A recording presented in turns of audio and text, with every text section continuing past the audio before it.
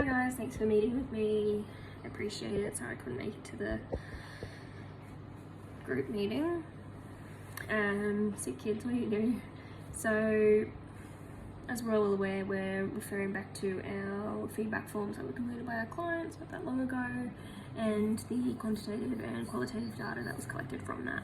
So it's been brought to my attention, and I'm well aware, or I'm assuming I'm well aware, that everyone else's attention as well, that there are a few downfalls within our organisation around diversity within the workplace, whether that be accessibility and mobility, diversity and gender norms, or gender appropriate forms, essentially. So based off the data that's been reviewed, there's been a few things that I've pulled out from this information. The intake forms, for example, were not allowing room for sexes other than male and female to be included, which goes against diversity within the workplace, so that's not being diverse, and we're not including those genders really, so we're yeah, not acceptable at all. That's discrimination. That goes against the Anti-Discrimination Act. Another one that I picked out was the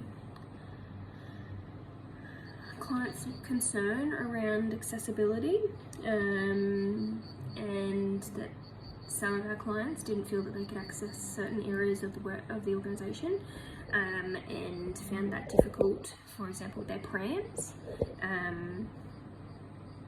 which makes it hard for our parents coming in with their children. And if it's hard for people with prams, then it's obviously going to be hard for elderly with walking frames and people with disabilities as well, which is not on. We need to fix these. So those would be the gaps that we are going to have to implement fixes, I'm going to say. And we're going to have to fill those gaps, essentially. So the measures, or the gaps that I intend on filling, or my recommendations, I guess, for improvement, would be creating intake forms that are less gender specific, or I guess maybe have more room for other genders rather than just male and female. I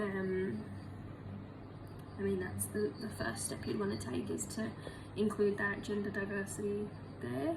And another step in terms of accessibility, you would want to ensure that doorways are wide enough, or can be made wide enough if needed, for prams and walking frames and wheelchairs and those kinds of accessibility options for clients.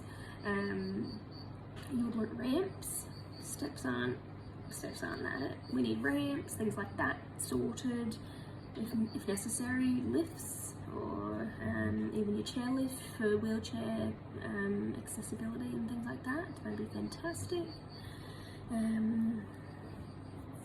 I'm hoping that these can be implemented within our organisation to help fill the gaps that we have notified previously. So I've done some graphs, which you see in the report, that go over the intake forms. So the numbers, unaware or could not remember if intake form was inclusive. There's about 35% of people, or clients, sorry, that were unaware or could not remember if intake forms were inclusive or not. And there was a 15% of those clients that believed the intake form was not gender inclusive. So either they didn't remember, but there's a fair good amount there that didn't believe that they were, which that's not okay.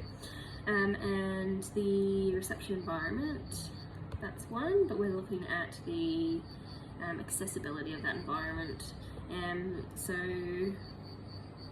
a good 30% of our clients did believe that the reception was welcoming and accessible, whereas we had about 10% of our clients, or 10 of the clients, sorry, believed that it wasn't accessible and it was not welcoming, which we don't want that. That's a high number considering we don't want any. And there was another 10% that were unsure if it was welcoming or not, which meant they really just forgot. So we don't know where they could be. They could be in the another 10% towards didn't believe, you don't know. So we best to aim for a high percentage believing that it's welcoming and accessible. So we have a few gaps to fill there. The measures to evaluate these outcomes of improvements following on from this this survey that we got our clients to include. I believe that this organisation needs to monitor the implementation of the inclusive practices that I mentioned earlier in making things accessible and changing the intake forms for gender diversity. So I think what we're going to have to do is, starting with our feedback forms, that'll have to be provided to clients, I think, every 3 to 6 months, probably every 3 as an interim, allowing change to be seen more regularly and monitoring that change and seeing where it goes, and hopefully in turn that will then give us more regular prompts to implement more changes to reach that diversity level and that standard that we need to be at.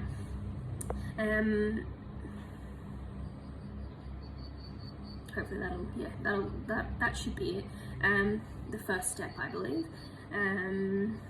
And I think that needs to be offered to at least 50 clients again each time, to ensure that the data collection is similar to what it was originally, so it's not skewed too much. And I'm hoping that these changes and measures are going to be there to grow the diversity inclusion that this organisation needs to be at to keep running successfully and helping our clients as needed. And this should be that positive change that we need moving forward. So I'd like to thank everyone for carving out the time to meet with me. I appreciate it, and have a great night.